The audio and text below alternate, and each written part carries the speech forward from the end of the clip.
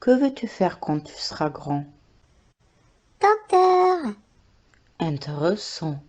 Et pourquoi? pour sauver des vies. Ah, l'innocence de l'enfance. Quand tout est possible et qu'on veut changer le monde pour qu'il soit meilleur. Quand on a des convictions. Et oui, une impression de déjà-vu, n'est-ce pas? Eh bien, c'est normal, car il s'agit d'un extrait d'un reportage du Zingeo News, épisode 17. Bon allez, je vous fais pas perdre de temps. Générique.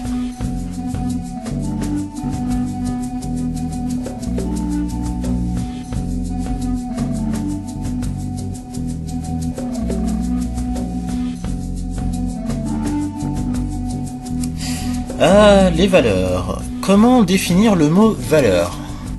Eh bien, cela peut être défini comme ce par quoi quelqu'un est digne d'estime sur le plan moral, intellectuel, professionnel. Mais dans le cas que nous allons développer, on parlera de ce qui est posé comme vrai, beau, bien, d'un point de vue personnel ou selon les critères d'une société et qui est donné comme un idéal à atteindre, comme quelque chose à défendre. On a tous dans notre entourage une, voire des tas de personnes qui disent avoir des valeurs et être infaillibles sur certains principes. Mais la question est-ce pour se donner un genre, pour être conforme à l'image de son entourage, ou est-ce des valeurs par défaut? On vous explique sur les réseaux sociaux. On a tous une personne qui fait des posts prétendant défendre des valeurs, alors que dans la réalité, on voit bien que c'est autre chose. Et vive la bien-pensance, n'est-ce pas? Allez, je vous raconte le cas d'un pote qui se dit ultra engagé et qui poste des images de gens qui manifestent pour leurs droits. Génial, me direz-vous. Et je serais d'accord, sauf que la réalité est tout autre. Lorsque je partais en manif et que je l'invitais, soit il n'était pas au courant de sa tenue, Un comble pour quelqu'un qui se dit suivre l'actualité. soit il avait aquaponé. Et plus tard, tu te rendais compte que le mec profitait en fait des terrasses au moment des manifs. Ah, les relations communes qui postent leur life sur Facebook. Ça trahit. Et que les images de manifs qu'il postait étaient celles que je lui envoyais via Telegram.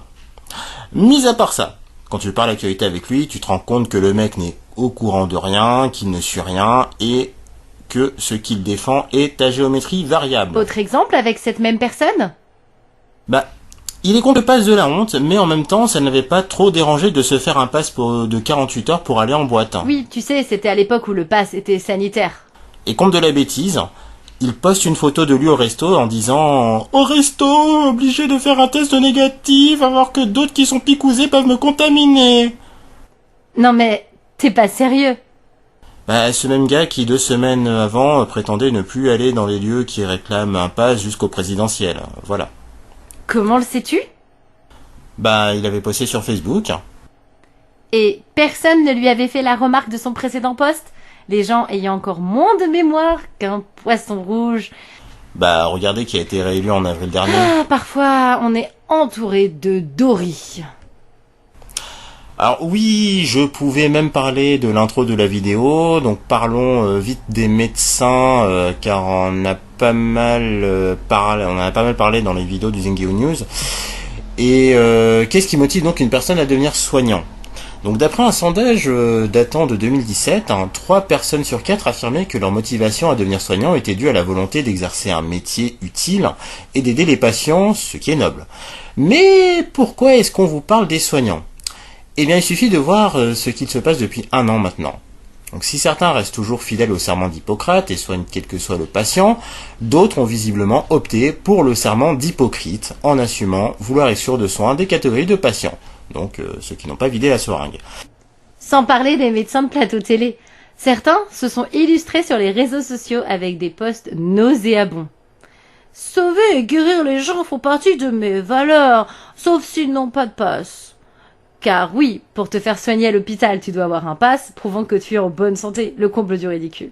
Non, franchement, n'oublie jamais ce qu'avait dit Castex. Pour éviter d'aller aux hostos, il faut vraiment, vraiment, vraiment arrêter d'être malade. Arrête quoi, franchement, tu nous prends tout notre temps. Bien entendu, une nouvelle fois, nous avons ensemble constaté que le meilleur moyen de les aider, le meilleur moyen de soulager l'hôpital, c'est finalement de ne pas tomber malade. De ne pas tomber malade. I need cocaine. Et visiblement, ça ne semble gêner pas grand monde. Alors qu'a-t-il pu bien se passer pour que des clowns de plateau télé et autres arrivent à se faire corrompre ? Ont-ils changé d'idée au cours de leur vie, ou ont-ils toujours été des pourris qui se cachaient derrière des valeurs nobles afin d'être bien vus ? Car mis à part le côté sauver des vies, le côté sécurité de l'emploi et surtout financier est une motivation dans ce domaine. Mais de là à l'admettre, à méditer. Bon, sinon tu voulais évoquer le cas d'un pote à toi, c'est ça ? Ouais, une connaissance. Prenons le cas de cette pote qui se disait contre toutes les restrictions. Un jour, elle m'envoie un message pour savoir si je passerais danser. Mais j'étais en manif. Et je lui ai même envoyé une image en direct. Elle me répond qu'elle viendrait après ses vacances. Mais après ses vacances, elle n'est jamais venue. Et un jour, elle m'annonce qu'elle a le coco, toute fière. Bah, comment ça ? Je veux dire, ça n'a pas l'air agréable. Bah, son argument était qu'elle allait avoir un pass. Un pass! Un pass! Mais depuis quand ils font un pass pour être libre? Le simple fait d'avoir un pass devrait leur prouver que ce n'est plus qu'un ersatz de liberté. Ah ! Elle était contente d'avoir un pass ? Mais oui! Et le pire, c'est quand 6 mois plus tard, son sésame a expiré. Elle poste « Perte de liberté totale !» Non, tu te fous de moi. En parlant de ce gars, qui bien que contre tout ça, n'a jamais voulu se battre pour ses gosses. Puis un jour, il a chopé le Voldemort, et là, il s'est mis à organiser des événements. Et il exigeait le pass aux gens pour pouvoir y participer. Lui-même demandait le pass. Oh putain. On va terminer par un dernier exemple, celui des politiciens.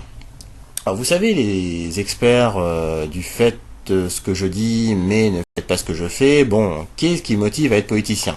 Être au service du peuple pour améliorer le mode de vie de la cité ? Autant pour des élus locaux lambda, on ne peut pas douter de leurs convictions. Quoique... Mais lorsque vous regardez les élus connus, c'est une autre histoire. Exemple, il y en a tellement. Mais tiens, parlons de Flamby qui, lorsqu'il était en campagne pour 2012, disait que la finance était son ennemi. Dans cette bataille qui s'engage, je vais vous dire qui est mon adversaire.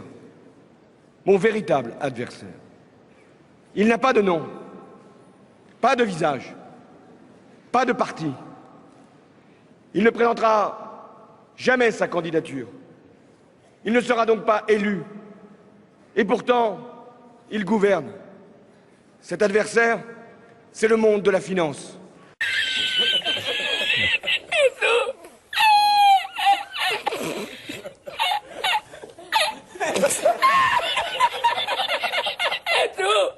Mentait-il ?